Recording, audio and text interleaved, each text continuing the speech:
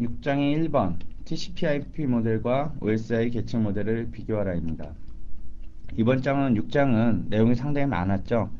그래서 마지막으로 좀 어떻게 보면 CCNA에서 그 네트워크의 기본 이론이 되는 부분을 다루었어요. 그래서 이런 내용 같은 경우에는 당장 시험뿐만이 아니라 앞으로도 네트워크를 계속 일을 하게 된다면 매우 중요하게 작용을 합니다. 그러니까 충분히 이해를 하셔야 되고요. TCP/IP 모델과 OSI 모델을 비교를 해보면 OSI 모델은 실계층으로 이루어진 데 반해서 TCP/IP 모델은 4계층으로 이루어져 있죠. 응용 프로그램 계층, 트랜스포트, 네트워크, 네트워크 액세스 이렇게 크게 4가지로 이루어져 있고 OSI 모델과 계층이 된다. 이 대응이 된다. 이렇게 이해를 하시면 됩니다. 그렇지만 같은 어플리케이션, 즉 같은 응용 프로그램 계층이지만 TCP/IP 모델 같은 경우에는 OSI 모델에 프레젠테이션 레이어하고 세션 레이어가 포함이 되어 있죠. 즉 OSI의 3개 계층이 합쳐져서 응용 프로그램 계층이 되고 TCP/IP 모델의 응용 프로그램 계층이 되고 네트워크 액세스 계층의 경우에는 TCP/IP의 경우에서는 네트워크 액세스라고 부르지만 이게 OSI 계층 모델에서는 데이터 링크 레이어와 피지컬 레이어를 합쳐놓은 거죠. 그러니까 그런 차이들 잘 기억을 하셔야 됩니다.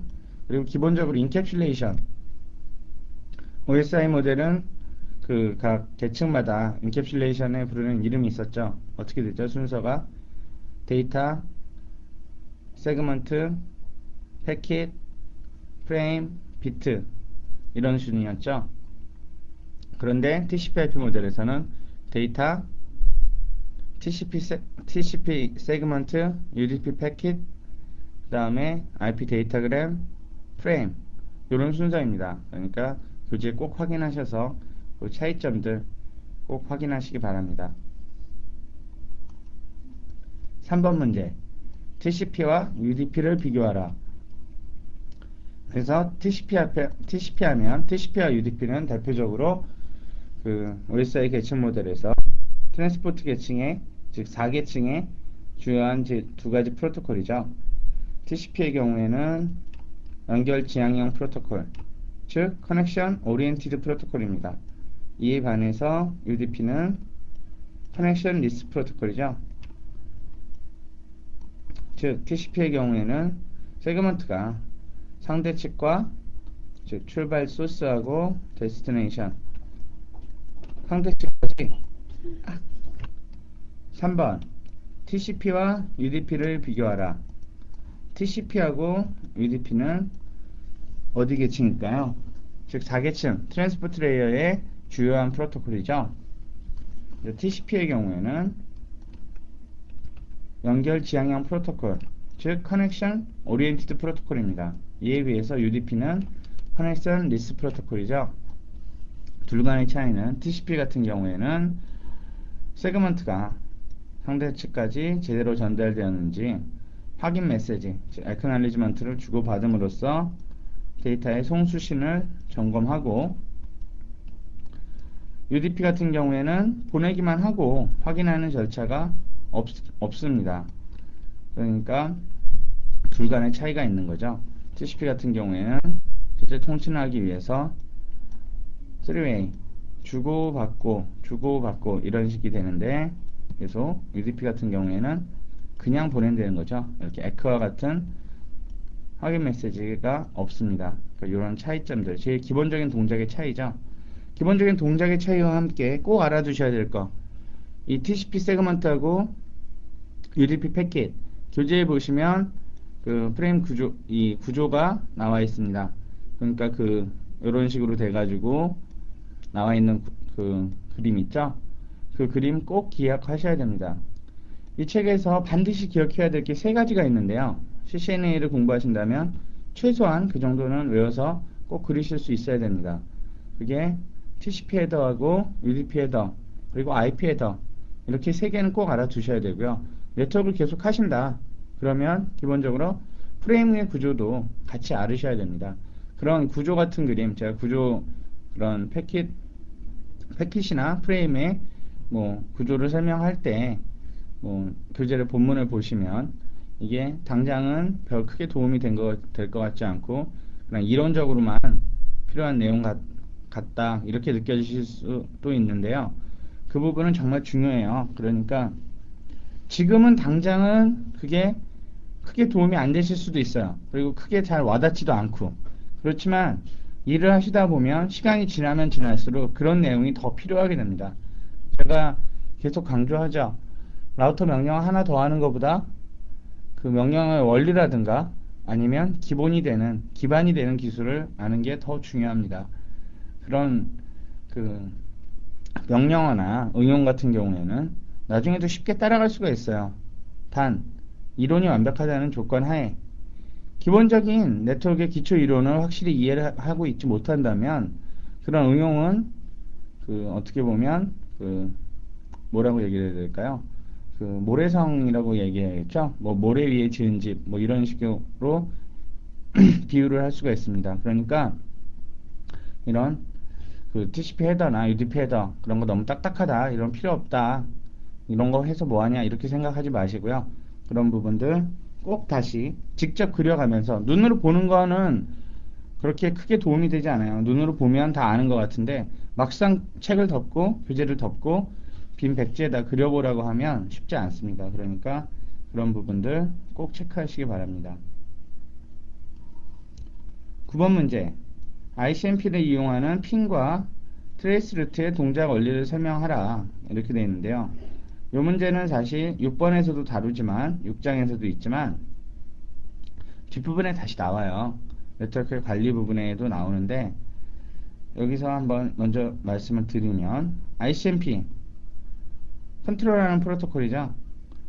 ICMP가 지금 본문에 있는 이 답이 있는 거는 트레이스 루트의 동작 원리예요. 맨 처음에 출발지에서 목적지까지 물론 여기 출발지라는 거는 트레이스가 시작되는 곳이겠죠. 여기서 TTL이 1인 ICMP 에코 리퀘스트를 생성해서 보내요. 데스티네이션으로. TTL이 1이라는 게 무슨 뜻일까요? IP 헤더에 나오죠. TTL은 즉 time to live 언제까지 이게 유효한 데이터냐 이런 걸 얘기하는 거죠. 그래서 TTL이 1이다 이 얘기는 딱 한 홈만 갈 수 있죠. 즉 네트워크 레이어 기준으로 한 홈만 갈 수 있어요. 딱 한 번만 갈 수 있어요. 그럼 어떻게 될까요? 네트워크 장비가 TTL 1을 감소시키는데 그럼 TTL이 0이 되죠? 그럼 TTL이 모자라서 더 이상 패킷을 전달할 수가 없어요. 이럴 때 그러면 이 첫 번째 IP 네트워크 장비는 ICMP 타임 익시드를 출발지로 보내겠죠? 왜요? TTL이 0이니까 더 이상 보낼 수가 없으니까. 그럼 출발지에서는 이제 이걸 알고 이 값을 보고 다시 목적지로 가는 경로상에 첫 번째 장비까지의 지연값하고 그 장비의 IP 주소를 알 수 있겠죠? 왜 그러죠? 여기 소스, 출발지, 목적지가 있고 중간에 여러 IP 장비가 있어요. 이렇게 가정을 한다면 경로가 이렇게 있다. 이랬을 때 지금 본문에서 설명은 TTL이 1인 거를 첫 번째 장비까지 보냈죠. 그럼 얘가 리플라이 보내는 거죠. 뭐라고? ICMP 타임 익시드를. 그러면 이렇게 보낼 때 다시 소스가 자기 IP 주소가 되겠죠. 그러니까 첫 번째 장비의 IP 주소하고 지연값을 알게 되겠죠. 그러면 마찬가지 똑같은 방법으로 이번에는 2인 걸 보내는 거예요. 2인 걸 보내면 한 번 갔다가 한 단계 또 갈 수가 있죠. 그럼 여기서 다시 0이 돼가지고 얘는 두 번째 IP 장비는 다시 소스에다가 맨 처음 보낸 데다가 리플라이 보내겠죠. 뭐라고? 똑같이 ICMP 타임 익시드를. 그렇게 되면 이번엔 두 번째 장비까지의 지연값이랑 딜레이랑 IP 주소를 또 알 수가 있겠죠. 이런 식으로 계속 반복해서 그 다음은 TTL을 3으로 해서 1로 보내고 그럼 이 장비는 다시 리플라이 보내고 마지막은 4로 보내서 그러면 최종적으로 데스티네이션 목적지에서 즉 데스티네이션에서 애플라이를 하겠죠. 그러면 출발지하고 목적지까지의 그 트레이스 루트, 즉 경로를 라우팅이 되는 데이터가 흘러다니는 경로를 알 수 있게 됩니다. 이건 이제 사실 제일 기본이 되는 트레이스 루트의 기본적인 동작 원리고요. 물론 ISP 내부에서 이 트레이스가 동작 안 하게 이 ICMP 메시지를 막을 수가 있어요. 왜 그럴까요? 보안 때문이죠. 보안 때문이나 장비 성능이나 여러 가지 사항을 고려해서 액세스 리스트를 사용해서 이 ICMP 메시지를 막을 수가 있습니다. 이렇게 되면 트레이스 루트가 정상적으로 동작을 안 하겠죠. 물론 트래픽은 돌아다니는데 ICMP의 특정 트래픽만 막게 되니까. 또는 VPN을 사용하거나 MPLS VPN 이런 경우에서는 트레이스 루트가 제대로 동작하지 않을 수도 있습니다. 근데 그런 거는 응용이라고 보시면 되고요. 지금에서는 제일 기본적인 내용을 위주로, 여러분은 지금 네트워크 처음 접했다고 저는 그렇게 가정하고 강의를 했기 때문에 그런 식으로 지금 기본이 되는 내용부터 이해를 하시고 그렇게 하면 충분할 것 같습니다. 14번 문제. 14번이나 15번 다 서브네팅 문제인데요. 교재에 이제 서브네팅 부분이 나와 있죠. 아마 한 3장 정도로 정리가 되어 있는데, 그렇게 크게, 물론 서브네팅 같은 경우에 처음에는 상당히 어려우세요. 느낌이 잘 안 올 수도 있고 이게 무슨 얘기인지 잘 모를 수가 있는데, 그러시면 최소한 교재를 5번 이상 반복해서 그 3장을 반복해서 보시면 어느 순간인간 이해가 되십니다. 그렇게 될 경우에 서브넷은 다른 부분보다 쉬워요. 그 이유가 뭐냐? 다른 부분은 사실 지금 네트워크의 제일 기본이 되는 부분이기 때문에 기본적으로 암기할 사항이 참 많죠. 이해도 있지만 기본적으로 이해하기 전에 외워야 될 것도 참 많아요. 그런데 서브넷 같은 경우에 외우는 게 아니죠. 제일 기본적인 원리만 이해를 하면 그 다음부터는 뭘 외우거나 이러실 필요가 없어요. 그렇기 때문에 한 번만 확실히 하시면 좀 더 도움이 됩니다. 사실 서브네팅 같으면 제가 이렇게 보여드리는 것보다는 사실 실제로 그 앞에 화이트보드나 칠판에다 쓰고 같이 풀어보고 이래야지 금방 느낌이 이게 이거구나 이건데, 이게 사실 온라인 강의의 좀 큰 제한인 것 같아요. 그래서 우리한테 주어진 주소 192.168.0.0 이런 서브넷 문제에서 주소가 주어지면 먼저 자동적으로 바로 기계적으로 이 주소가 A 클래스인지 B 클래스인지 C 클래스인지를 확인을 하세요. 이건 어떻게 해야 되죠? 이런 거 외우는 수밖에 없죠.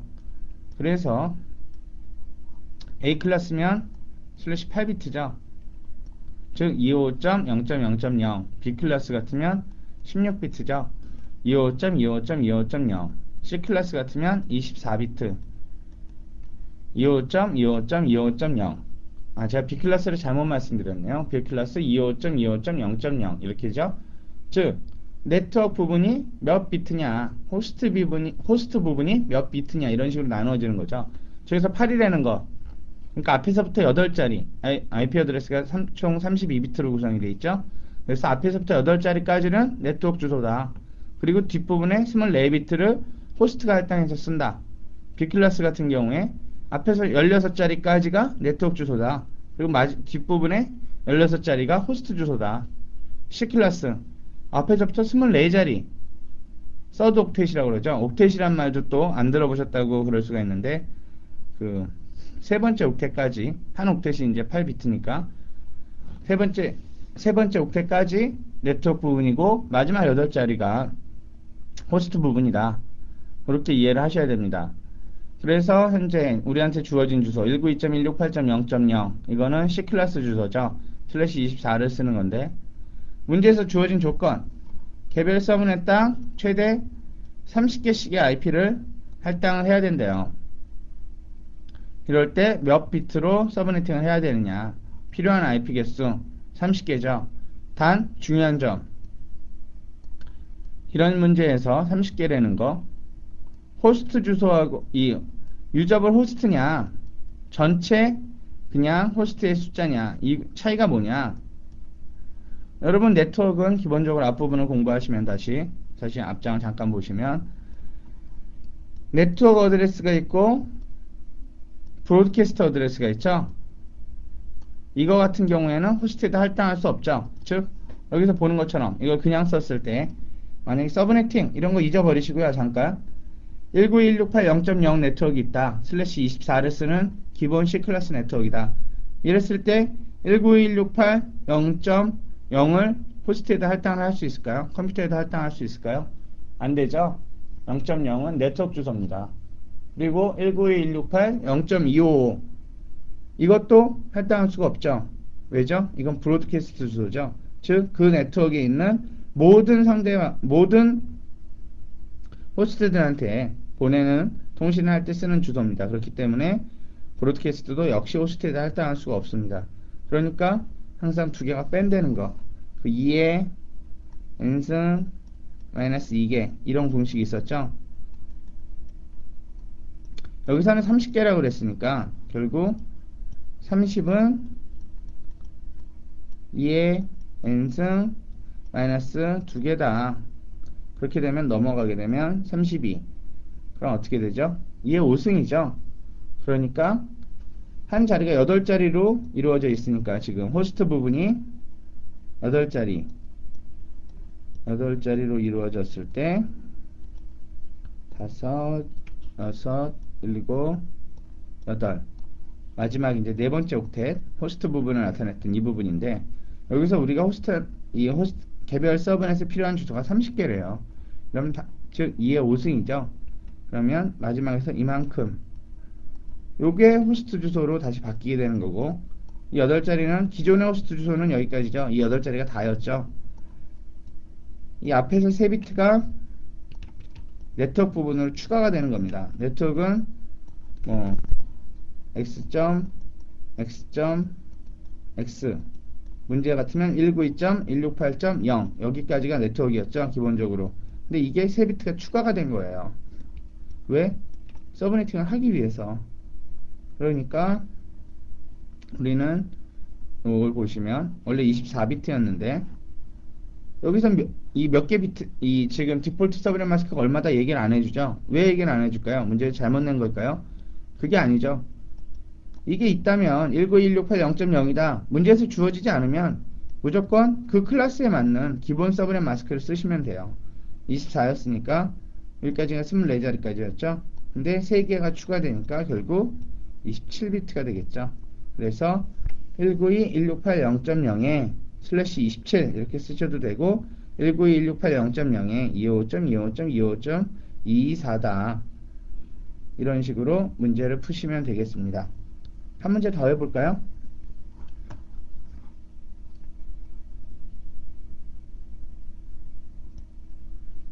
(192.168.0.0) 네트워크에서 최대 14개의 서브넷을 지원하기 위해서 이럴 때는 몇 비트로 서브네팅을 해야 되느냐. 호스트 얘기 없죠.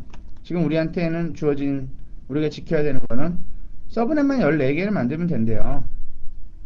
이 얘기는 마찬가지로 서브넷도 빠지는 거죠. 두 개가. 왜요?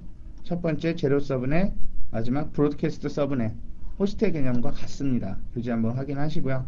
그 부분은 특히 요즘은 클래스리스 네트워크이고 첫 번째 클래스리스 네트워크이고 요즘 장비들은 다 그 서브넷 제로를 지원을 하기 때문에 그 써도 문제가 없고 실제로 그렇게 많이 사용해요. 그렇기 때문에 더더욱 헷갈리실 수가 있는데 그러니까 그런 건 교재를 보시고요. 어쨌든 2의 n승이 2의 n-2가 14가 되면 되니까 2의 n승은 16이 되면 되죠. 16이라는 거 2 곱하기 2 곱하기 2 곱하기 2죠. 그러면 4, 8, 16 하면 19168 역시 C클래스 주소죠. 이거에서 4비트를 빌려오면 돼요. 그러면 어떻게 되느냐. 여기 지금 서브넷 마스크가 잘못됐네요. 죄송합니다. 슬래시 28이죠. 즉 원래 있던 호스트 부분의 8자리 중에서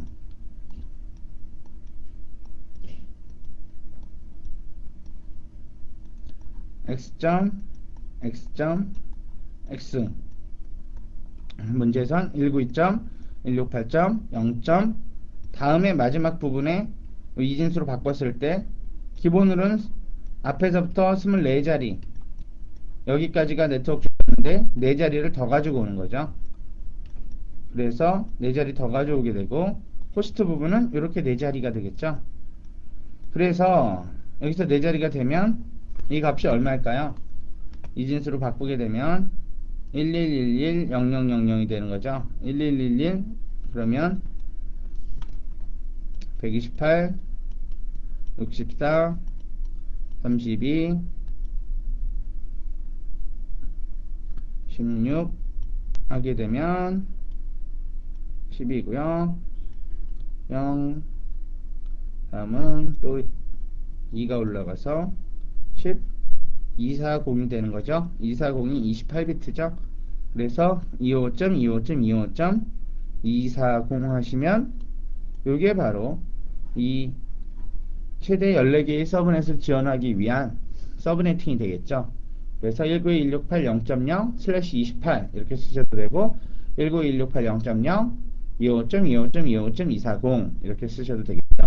서브네팅 문제는 제 설명을 듣거나 어떤 문서를 봐서는 사실 100% 이해할 수가 없어요. 왜냐? 제가 직접 해보셔야 돼요. 직접 하셔야지 어느 순간인가 이거구나 이거 딱 느끼실 수가 있어요. 그러니까 교재에 연습 문제 보면 14, 15번 말고도 몇 문제 더 있죠. 그 문제들 한번 직접 차근차근히 곰곰이 풀어보시고 생각을 해보시면 그 정도만 풀어봐도 충분히 이해하실 수 있습니다. 그러니까 꼭 직접 확인을 하세요.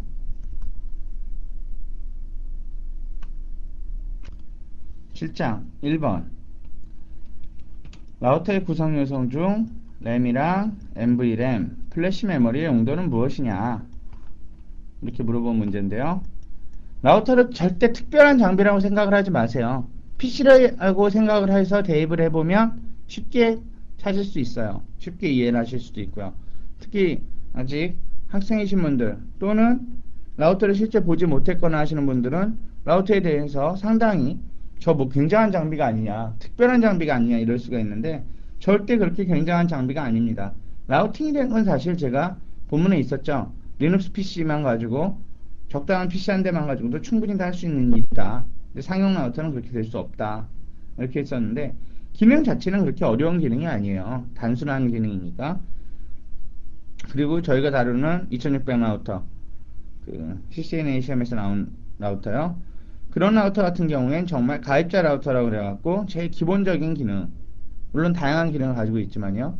기본적인 성능도 어느 정도의 그냥 성능, 이렇기 때문에 복잡할 게 없습니다. 그냥 이해를 하시면 되니까요. 이 내용을 보면 PC에서 램이 뭐를 하느냐, NV램이 뭘 하느냐 이걸 생각하시면 똑같습니다. PC에서 램, 컴퓨터가 일할 때 일하는 책상이 되는 거죠. 일하는 공간이 되죠. 라우터도 마찬가지예요. 램에는 라우터 동작을 할 때 러닝 컨피그레이션, 현재 설정 파일이죠. 현재 동작 중인 파일 이거나 라우팅 테이블 아니면 시스템 버퍼 이런 곳을 저장하는 곳이에요. 그러니까 완전히 PC에서 램이 하는 거와 똑같습니다. 그러면 NV램은 뭘 하는 거냐? NV램은 기본적으로 뭐죠? 라우터의 백업 설정, 스타터 컨피그레이션이죠. 요거 설정 문제로 잠깐 보면 러닝 빼기 컨피그레이션, 스타트업 빼기 컨피그레이션 이거 붙여야죠. 요 차이 보통 copy, copy, ru 한 칸 띄고 st 이렇게만 쳐가지고 그 헷갈리실 수가 있는데요. 풀 저 전체 명령어 러닝 빼기 컨피그레이션, 스타트업 빼기 컨피그레이션 이런 것도 같이 기억을 하세요. 어쨌든 러닝 컨피그레이션이 현재 동작 중인 설정이라면 스타트업 컨피그레이션은 현재 동작 중인 건 아니죠. 맨 처음에 키자마자 있는 설정이라든가 아니면 현재 동작 설정은 저장을 해놨을 때 요 스타트업 컨피그레이션이 되겠죠. 그래서 러닝 컨피그레이션과 스타트업 컨피그레이션이 항상 다르냐? 그건 또 아니죠. 컴퓨터를 키자마자, 라우터를 키자마자 이때는 똑같겠죠. 러닝이랑 스타트업이랑. 그러다가 라우터에 뭔가 설정을 했어요. 그리고 아직 저장을 안 해줬어요. 이렇게 되면 다르죠. 이때는 러닝은 뭔가가 추가되거나 뭐 삭제됐을 것이고 스타트업은 그대로 있고 거기서 다시 copy, run, start 아니면 WR, write 이렇게 치면 어떻게 되죠? 두 개가 같이 동기화가 되죠. 두 개가 같아지죠. 그러니까 항상 다르지도 않고 항상 같지도 않다는 거 이런 거 기억을 하셔야 되고 그럼 도대체 저기 플래시 메모리는 뭐냐? NVRAM, Non-Violate Random Access Memory 플래시 메모리 제일 많이 쓰는 게 어디 쓰죠 요즘 우리? MP3 플레이어 중에서 플래시 갖고 하죠 다. 그런데 그것도 전원 없어도 안 없어지잖아요. 이게 무슨 얘기냐? 라우터 특히 2600 라우터에서 기본적으로 이 구분은 간단합니다. 라우터 내부에 있느냐, 라우터 외부에 있느냐 이걸 가지고 구분을 하죠. 2600은 사실 플래시 메모리가 그런 기준이라면 없다고 얘기를 해야죠. 왜? 라우터에서 말하는 플래시 메모리란 외부에 PCMCI 메모리 카드 있죠. 노트북에 이제 꽂는 그런 거하고 똑같습니다. 그렇기 때문에 지금 이걸 그 기준으로 나눈다면 이 2600 라우터에는 NVRAM은 있지만 플래시 메모리는 없겠죠. 그런 거 큰 차이는 아니지만 사소한 거에서 자꾸 걸리실 수도 있어요. 그게 자꾸 마음에 걸릴 수도 있는데 별게 아니라는 거. 개념상 똑같은 거다. 전원이 들어가도 지워지지 않는 메모리다.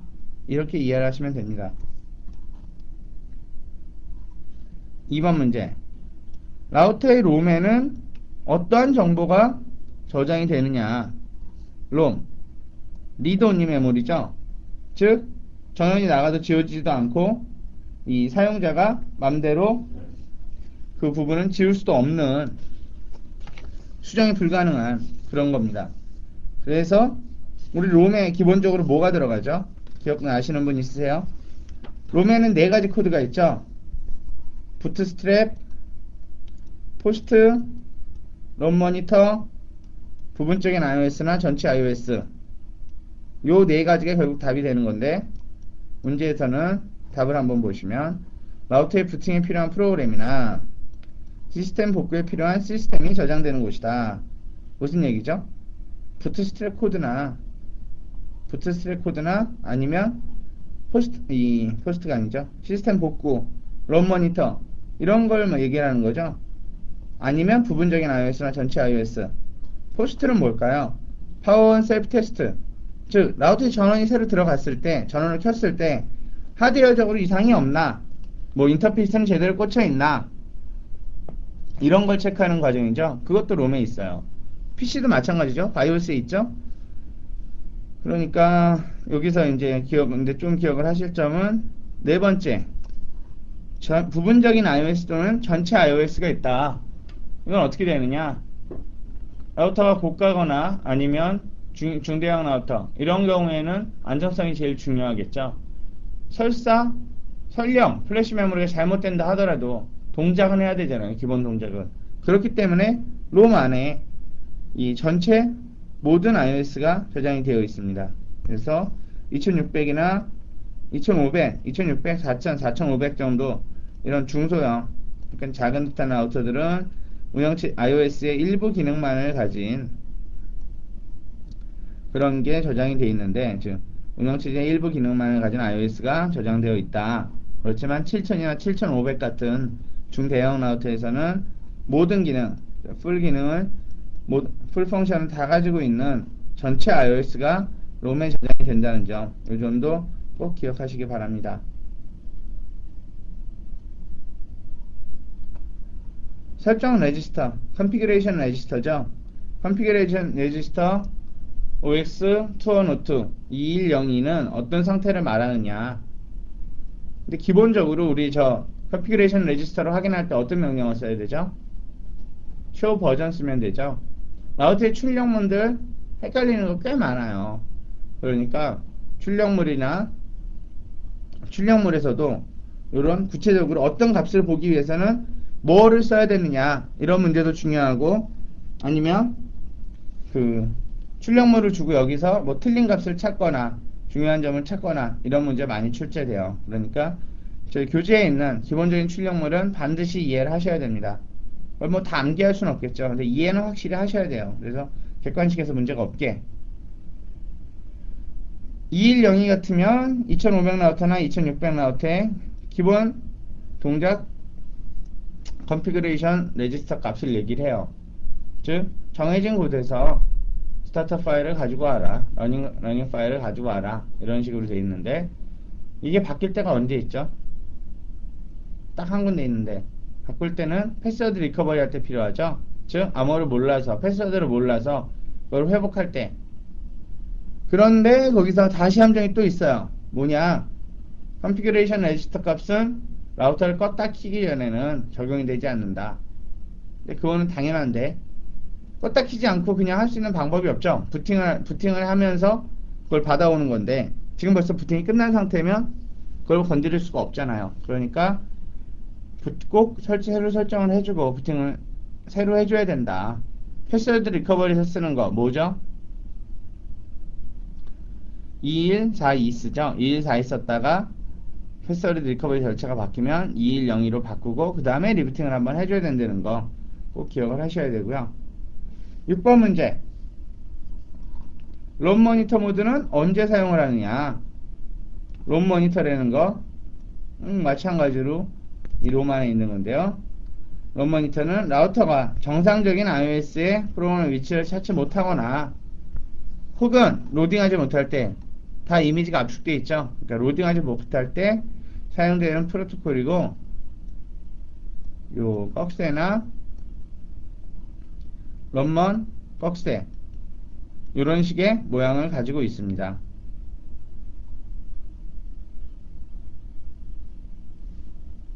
설정, 라우터의 기본 설정입니다. 5번 문제를 보시면 enable 패스워드와 enable 시크릿의 차이는 무엇이냐. enable 패스워드와 시크릿은 기본적으로 보안의 차이가 있죠.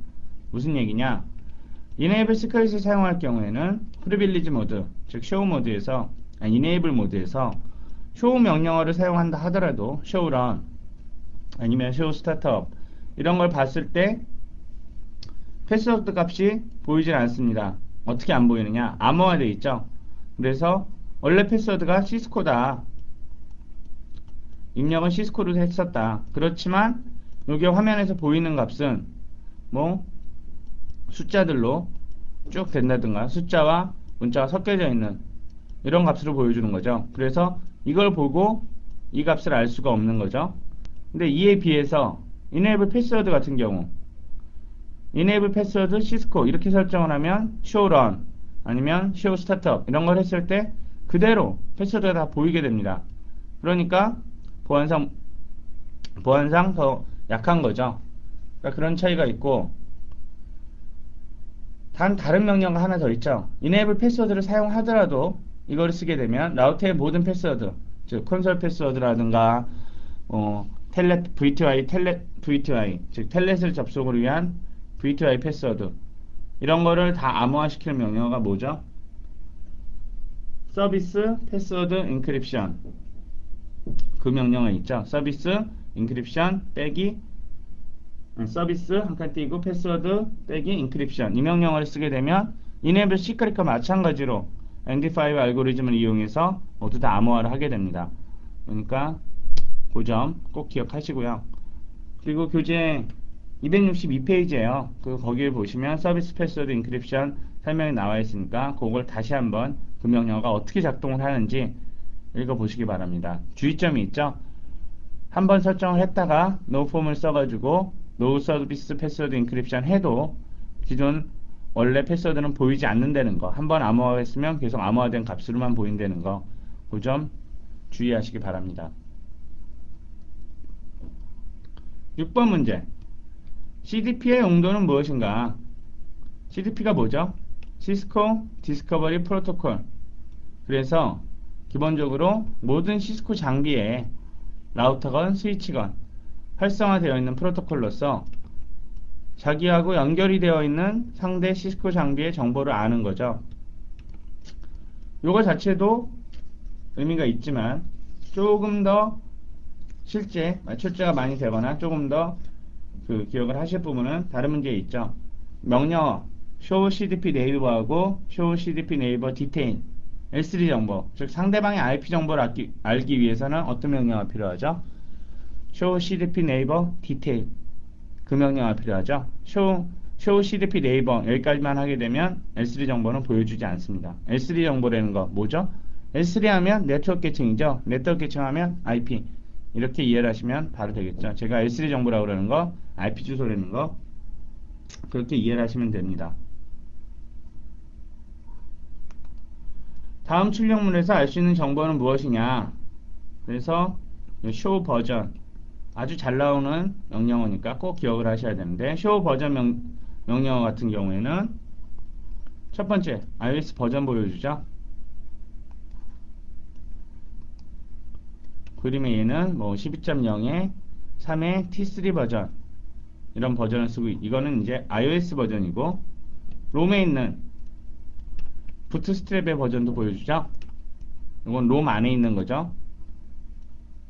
이거는 NVRAM이나 플래시 메모리에 있는 거고 그 다음에 라우터 업타임 라우터가 작동한 지 얼마나 됐다. 그리고 라우터가 왜 새로 시작이 됐다. 그리고 이미지 파일의 네임 즉 이미지 파일의 이름이요. 이게 뭐죠? iOS 이름인 거죠.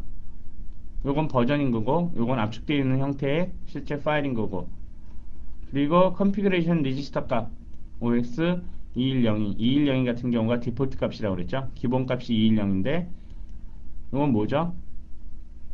설정을 어디서 가지고 올 것이냐 어떤 식으로 할 것이냐. 그래서 패스워드 리커버리 절차에서 이 값을 바꾸는 건 뭘까요? 즉 현재 설정이 되어 있는 거를 쓰지 말고 그냥 무시하고 넘어가라 이런 식으로 한 다음에 패스워드 리커버리 절차가 맞춰지면 다시 기본값으로 돌아오는 거죠. 근데 아까도 얘기를 했지만 제가 언제 얘기했죠? 앞장에서 얘기했죠? 7장에서 얘기를 했었는데 저 값을 컨피그레이션 리지스터 값을 바꿔주면 꼭 리부팅을 해줘야지 그 다음부터 적용이 되는 거다. 설정하는 순간 바로 적용이 되는 게 아니다.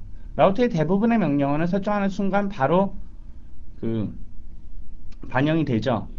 그 루트라든가 뭐 인터페이스라든가 뭐 라우팅이라든가 대부분 바로 이 반영이 되는데 몇몇은 다음에 껐다 켜서 리부팅을 했을 때만 그 적용이 돼요. 지금 보이시는 지금에 나온 컴퓨터에는 리지스터 값도 있고요. 뭐 또 예를 든다면 OSPF에서 라우터 프라이어리티 이런 같은 경우에는 꼭 부팅을 해서 다시 재부팅을 한 경우에만 반영이 됩니다. 그러니까 그런 것들도 분류해 보는 것도 의미가 있겠죠.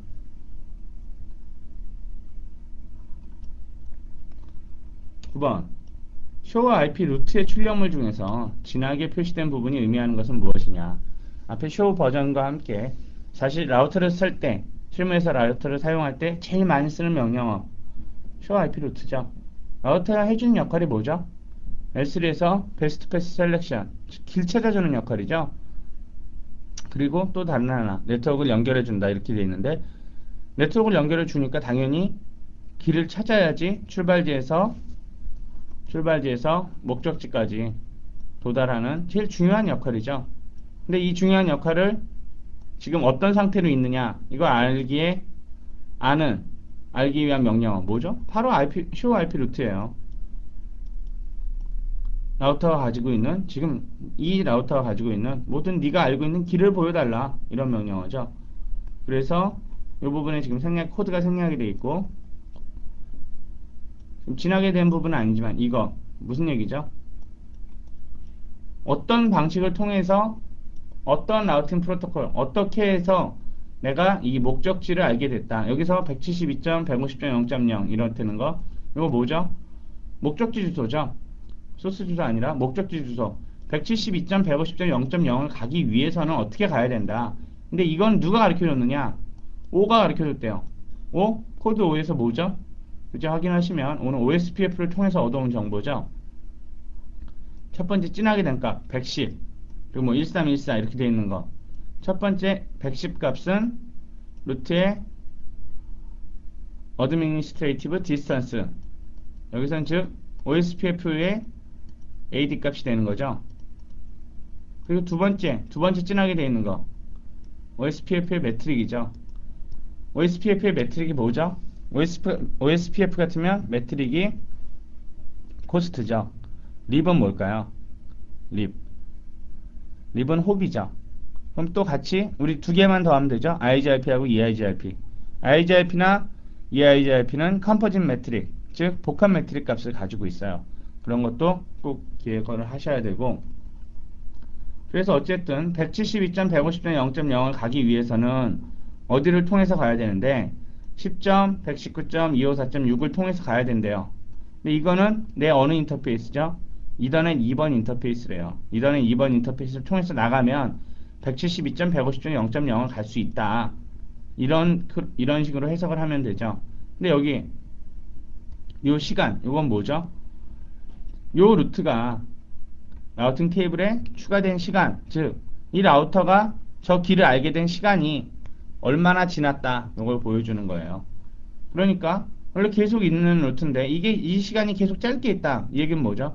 루트가 빠졌다가 들어왔다가 빠져나가고 들어왔다 빠져나가고, 즉 라우터의 그 인터페이스에 플래핑이 있는 거죠. 플래핑 뭐죠? 업다운이 계속 일어난다는 거. 그러니까 루트가 안정적이지 못하다는 걸 보여주는 거죠. 이 시간도 매우 중요하게 작용을 합니다. 라우터 같으면 사실 맨날 껐다 키는 장비가 아니죠. 한번 설치하고 정상적으로 작동을 한다면 절대 꺼지는 일 없이 꾸준히 사용이 돼야 됩니다. 그러니까 루트도 마찬가지로 루트의 변화가 없다면 저 시간도 계속 늘어나겠죠.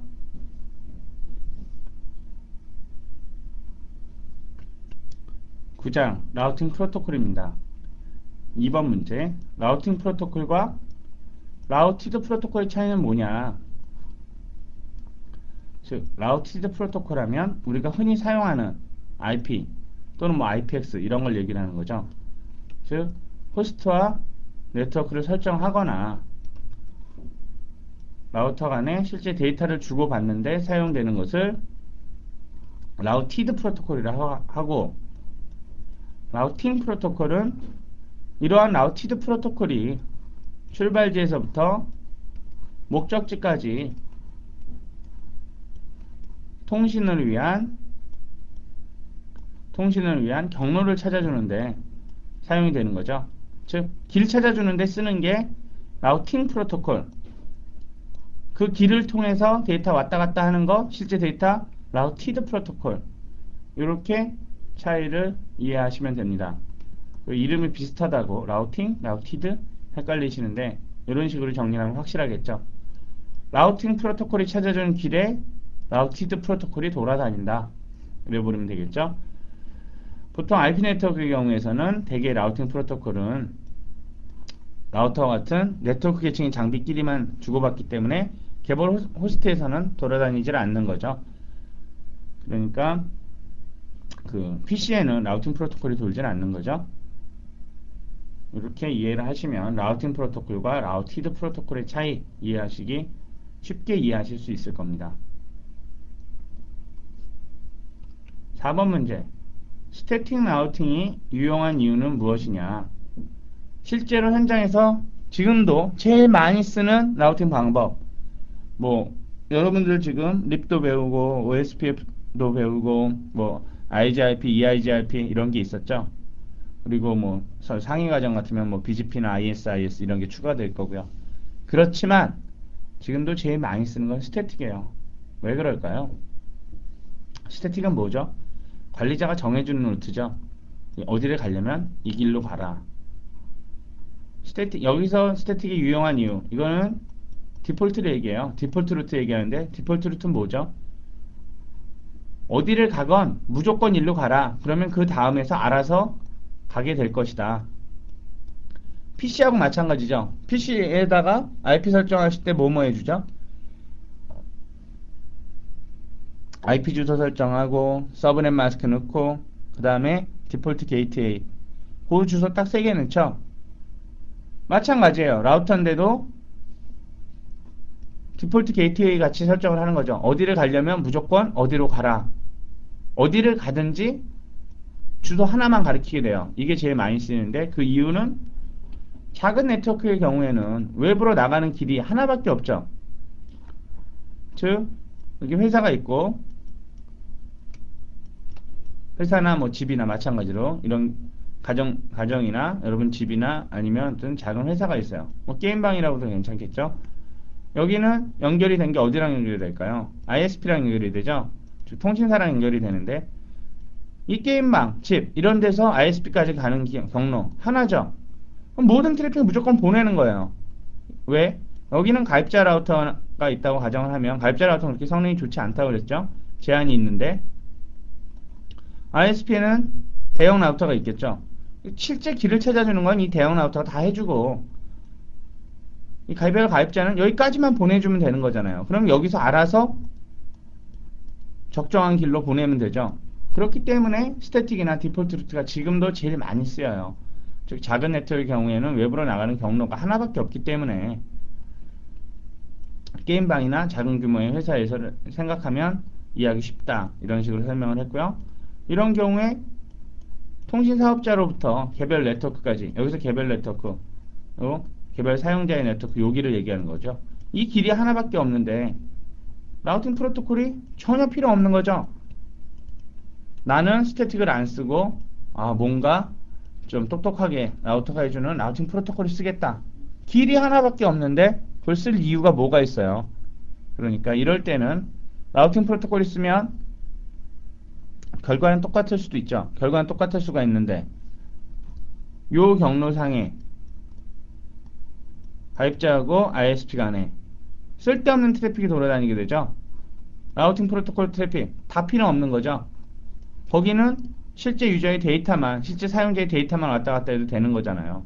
왜? 길이 하나밖에 없는데 무슨 길을 찾아요? 찾을 길 자체가 없는데. 아직도 스태틱 라우팅이 매우 유용하다. 이 점을 설명하기 위해서 이 문제를 냈어요.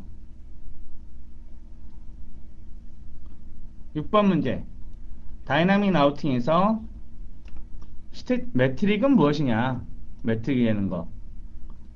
라우터가 해주는 거 뭐 하는 거죠? 한국말로 하면 길찾기죠. 제일 쉬운 얘기로 하면 지도 찾기예요. 어디에서 어디로 갈 때 제일 좋은 길, 최적 경로, 제일 빠른 길이 어디냐? 그럼 제일 빠른 길을 라우터가 찾을 때 기준이 있어야 되죠. 문제에서 지금 다이나믹 라우팅이라고 그랬죠. 스태틱 같으면 기준이 뭐죠? 관리자가 정해주는 대로죠. 사람이 정해주는 대로 무조건 내가 시키는 대로 가라 이건 거고, 다이나믹 라우팅 프로토콜 같으면 다이나믹 라우팅 하면 즉 라우팅 프로토콜인데, 라우팅 프로토콜 하면 라우팅 프로토콜마다 기준이 있겠죠.